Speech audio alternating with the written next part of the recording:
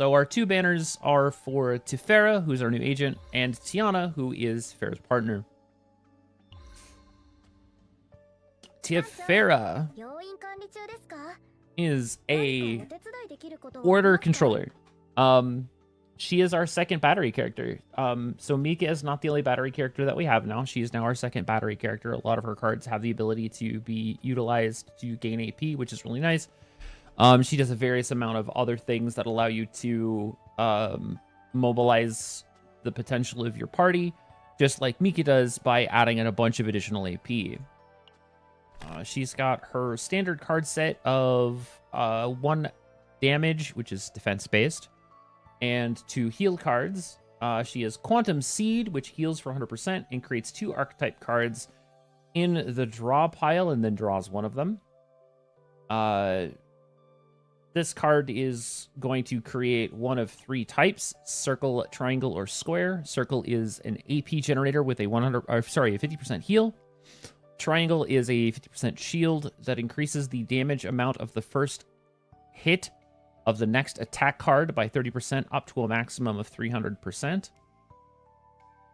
And the square card is a 50% heal that draws an additional archetype card. It can epiphany into a 0-cost 150% heal that creates 3 archetype cards. A 100% heal that selects one archetype. You get to select one of the 3 archetypes and then create 1 in hand and draw. So you put 1 in the deck and 1 in your hand. The third one is draw 1, predict which archetype will be created, then create 1 archetype card. If you predicted it correctly, you will create the remainder of those cards into the draw pile. I feel like that's written strangely and wrong. I'll have to look into that one. That seems weird. I don't know. Predict. Draw 1 card. Then choose one of 3 archetypes that you think will be created, and then create an archetype. If you got it correct, you make another one in the draw pile? You put a second one in the deck? I don't think that's how that works. I think that's written incorrectly. That probably should be a 2 and not a 1. Anyway, fuck if I know, man. Typos abound. Increased cost to 1, create 3 in the deck. So what's the word in Magic that you use for this? There's a specific word. There's like a keyword that's used in Magic that I think I want to use for this, and I can't remember what it is off the top of my head. Where you actually just like generate fake. You just generate a copy of a card. It's on the stupid bird that makes the power 9. I can't remember what it is. Where's Foosh when you need him? Anyway, you create 3 cards. Fish. What's the magic keyword when you generate a oh god. Ah.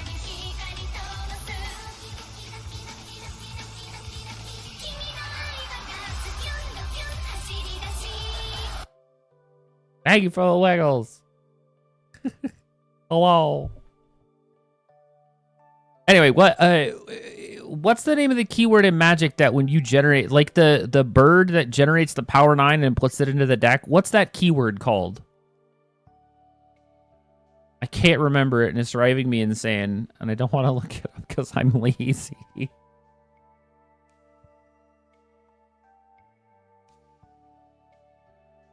But basically, you create 3 in the you create 3 archetypes and put them in your deck. You draw 1 and then activate retain effect 2 times of 1 random card of this unit in hand. Interesting. Conjure. Thank you. Why am I dumb today? God, I can't remember shit. You get sick for like half an hour. You lay out for the rest of the day and then you can't remember words. Anyway. The final epiphany is 1 cost unique. Conjure an archetype. Actually, you don't even conjure this one. This one just... Is it this? Another weird is it inconsistent? Because every other one says create in draw pile. So it's put in deck, basically. This is the only one that doesn't say that. My head is blocking it. You can't fucking read it. Hold on.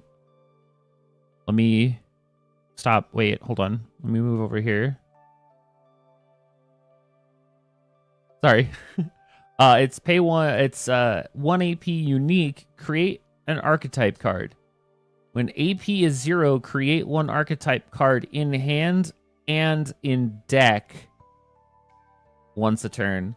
That one actually seems not terrible. So every time you run out, you... Oh, wait a minute. That's actually really good. Holy shit.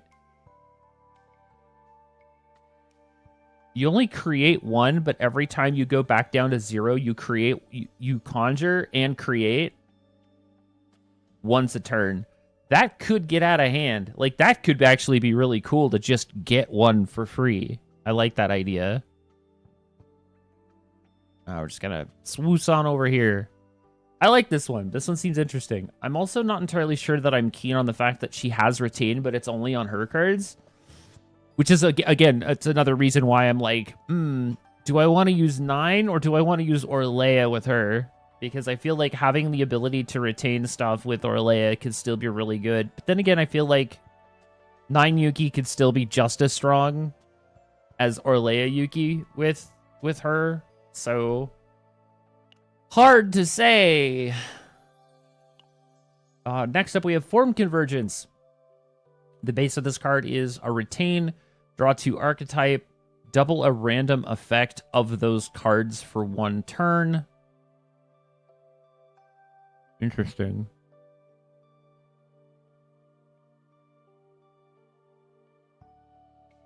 I wonder if this is the quote-unquote bug that somebody was talking about earlier. I'll have to look into that.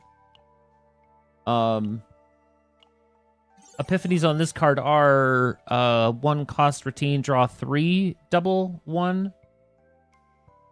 Draw 4, select and exhaust 1 exhaust card in hand. The third one is 0 cost retain, change all archetype cards in hand into a different archetype card. On retain, draw 1 archetype card. Okay, interesting. Fourth is select and exhaust up to 3 exhaust cards from all cards. Draw 1 exhaust card for each exhausted. Okay. Final is draw 1 archetype card, repeat until the same card is drawn consecutively up to a maximum of 6 draws. That could get kind of crazy. That's a lot of card cycling on that one. That seems really good. Actually, wait a second. That one could be really good.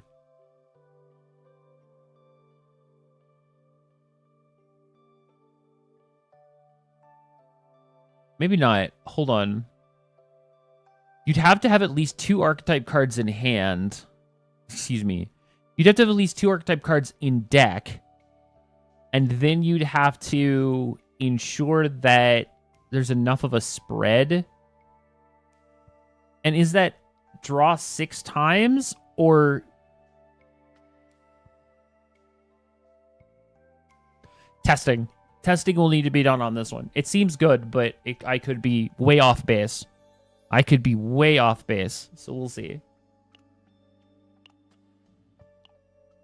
Next, we have Creation and Destruction. This is a 120% defense-based damage that also adds 80% shield, 80% heal, and has the Harmonization ability of double all effects. Harmonization is if the cost of this card and your action points are identical, it activates the effect automatically. So basically, while this card is in hand, if at any point you have 1 AP, it will double all of the effects on it. So it will double the damage, double the shield, and double the heal until you no longer have that amount of AP. Holy crap. Wow. Ooh, boy. Okay. I'm just looking at the numbers and I'm already freaking out. First Epiphany, it increases the damage, shield, and heal to 180, 100, 100. The harmonization stays the same. The second is 550% defense-based damage. When a card is exhausted, decrease the cost of this card by 1 for 1 turn until used. So basically it's an ignite effect. It basically just turns on ignite. Got it. Okay. Third Epiphany is 2 cost. It also gains retain, 160% damage, but reduces the shield to 40 and heal to 40. But on retain, it increases all effects by 100% until activated for a maximum of 4 times. So you can hold on to it and quadruple the card effects. Interesting. That could be interesting too. Hey, George. Fourth Epiphany is it changes it to a unique. Whenever your AP is 0, you create 1 creation and destruction, decrease the cost of that card by 1, and apply exhaust once per turn. So every turn you gain a creation and destruction card.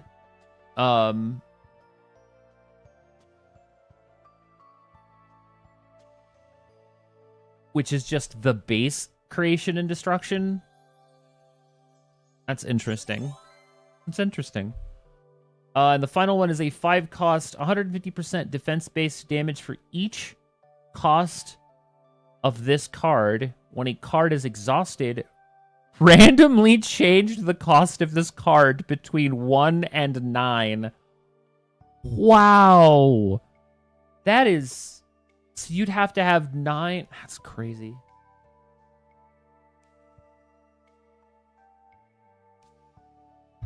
I feel like that could be... It's quite the double-edged sword. It'll do a shit ton of damage if it's at 9, but then you have to have 9 AP to, or, well, actually, no. Not necessarily.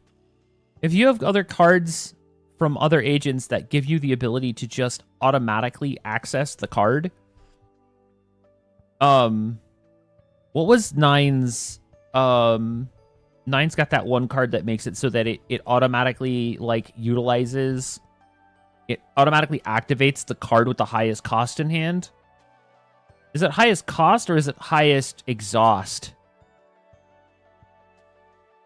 Highest cost with exhaust. That's what I'm trying to say. I don't remember. I'll have to look that up. That could be really dumb. Next up, we have Dual Creation. It is a unique card that says when 2 archetype cards are created, create 1 identical card in your discard. Interesting. All right. So our epiphanies are... it changes it to unique initiation, which means it starts in your hand. When 2 archetype cards are created, create 1 identical in the discard pile. So it's basically the same card. It just adds the initiation, so it starts in your hand at the beginning of battle. Dual Creation, when 3 archetype cards are created, create 1 in hand, and then apply a retain to that card. That could be pretty solid. Okay, I'm pretty sure it is exhaust, but even then, there's still interesting thoughts behind that card. I feel like that one could get... I don't know if that one's going to be a really, really good or really, really bad. I'll have to do some actual research on that card. Third Epiphany is when archetype square is activated, create 1 different archetype in your discard. The fourth one is you create 1 of each archetype card and then create 1 of the next archetype card exhausted. That one could actually be really good too. Dual Creation 5. When an archetype card is moved to hand, duplicate that card and remove a random effect 5 times per turn. When an archetype card is moved to hand, moved to hand, not drawn, moved to hand.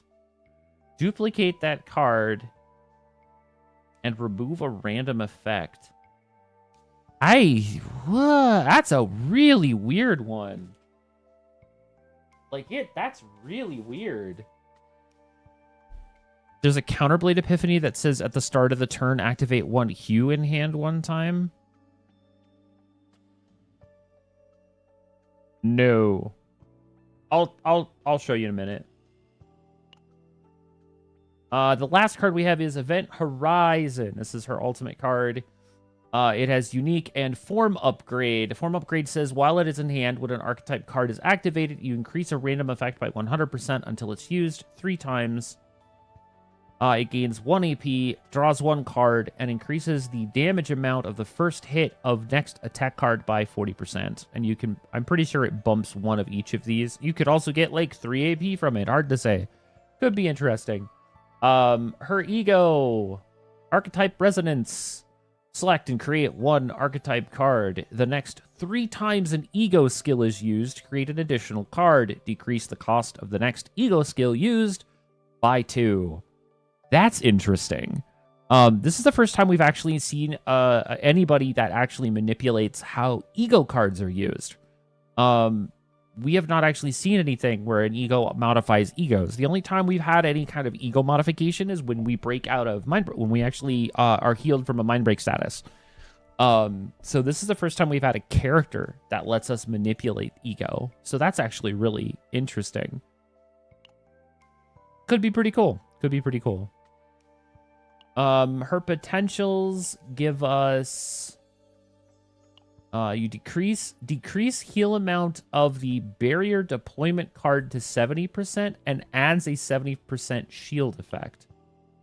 So barrier deployment, which is her basic card that normally would do like 100% heal, reduces it from 100% heal to 70% heal, but then also adds a 70% shield effect on it as well. So that's actually kind of interesting. It like utilitizes, it gives her basic shield, her basic heal card more utility by adding the additional shield to it. So that's actually kind of dope. I like that a lot. You can increase her defense and crit chance with her secondary stat boosts. Her unique card proficiency adds 5% heal and shield gain to all archetype cards. And if her defense is greater than 250, you add an additional 5% to that modifier. Her unique stat upgrade is if her defense is greater than 300 at the start of battle, all allies gain 10% critical damage. That's pretty utility too. Her ult skills are pretty solid. I'm interested.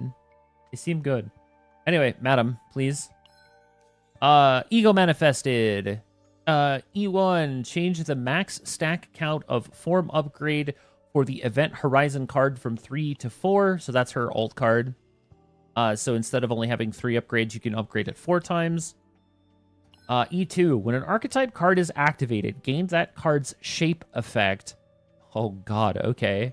When shape effects stack to 3, create 1 card consisting of the stacked shape effects. On circle, heal 150%. On triangle, increase the damage amount of the first hit of the next card by 30%, maximum 300%.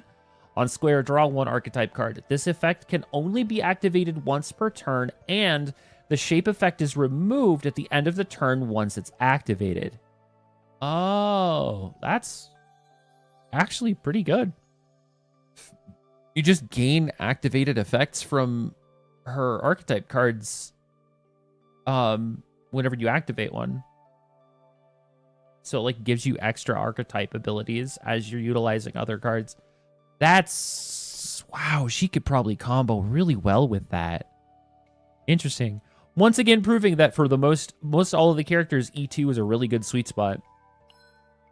E3, Vivid Memory, increase the additional the additional creation account of archetype resonance to 3 and increase the cost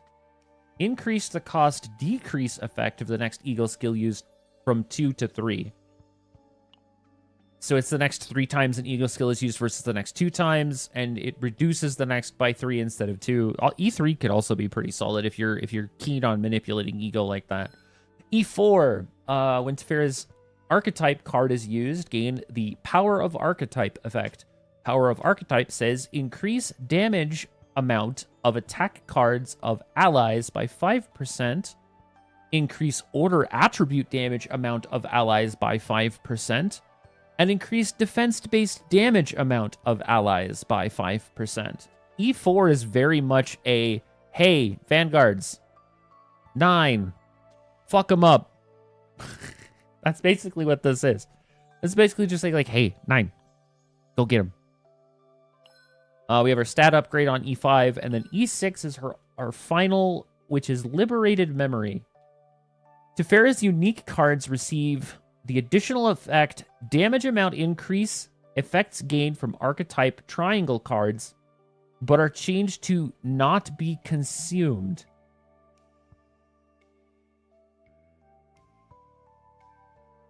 Tiphera's unique cards receive damage amount increase effects gained from archetype triangle cards, but are changed to not be consumed.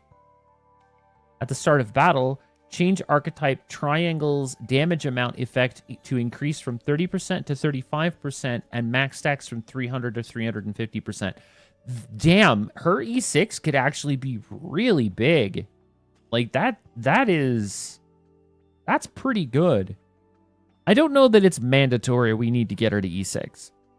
I don't. In fact, I can honestly say that I think E2 is a very good sweet spot for like 99% of the cast. I think there's only one character that you have to get higher than E2 for them to be as effective as they need to be based on their specific mechanics. And I'll get into that later too. I was talking with the Pooch about this earlier. But yeah, no, she looks amazing. Like just as a baseline, she looks really good. I'm gonna make another video later, and we'll talk about it later on stream as well, because they getting a chance to look at what Great Rift has to offer this time, as well as other options as far as like how to build Tiphera. I think we can definitely delve into that later. But for right now, I just kind of wanted to go over her cards and look at her stats and stuff. We also gained the banner for Tiana, the partner for Tiphera. Ah, she's adorable. So Tiana is Tiphera's younger sister. She is a controller partner that says increase the assigned combatant's defense by 8%, which is pretty standard. When the assigned combatant creates 3 exhaust cards, increase damage amount of the next attack card of allies used by 15%, stacks twice. When the assigned combatant has activated both a shield gained and heal through order cards, plus 6% critical chance to allies for 1 turn, 1 stack. They keep doing it. And then phase alignment is a 3-cost ego skill that says draw 1 exhaust card. The next 2 times an ego skill is drawn, draw 1 exhaust card. Decrease the cost of the next ego skill abused by 1. Once again, Smilegate creates a partner that could be really, really good for multiple characters, and then they put an additional ability in the passive that makes it so that they're really only good with the character that they were released with. Stop it. Get some help. Stop doing this. Stop doing this. Make them more universal. 5 stars are supposed to be powerful. Yes, they are also really good with the character that they're released with. It's like the weapon system in many different gachas. But this bothers me because this happens every time where you get this really good initial piece to what the partner can do in their passive, and then they add this second chunk that is distinctly only for that agent. And I'm just like, that sucks. I really wish they'd stop doing that. I want something that's... I would rather have something that's a bit more utilizable by multiple people. I get it. Like I said, I get it. It's meant to be used with the agent. That is the whole reason they're doing it. I want more non-unique 5 stars to make other options more viable, or even some more 4 stars to make other options or other builds more viable, because you will only ever use Tiana on Tiphera.